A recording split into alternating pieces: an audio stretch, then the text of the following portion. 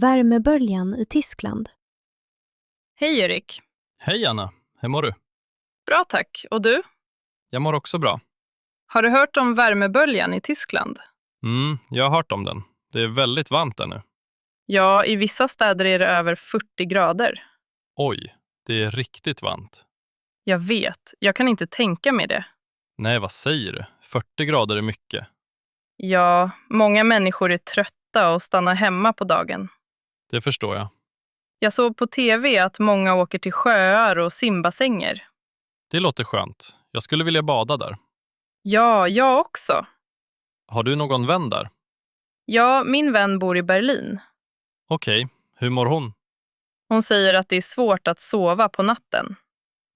Det låter jobbigt. Ja, det är varmt också på natten. Nej, vad jobbigt. Människor dricker mycket vatten och stannar i skuggan. Det är viktigt. Värmen påverkar också tågen. Verkligen. Hur då? Vissa tåg är försenade på grund av värmen. Okej, det visste jag inte. Ja, många experter säger att såna här värmeböljor kan bli vanligare. Då måste man vara försiktig. Ja, det tror jag också. Tack för pratstunden, Anna. Tack själv, Erik. Det var trevligt. Ha en fin dag. Detsamma. Hej då! Hej då!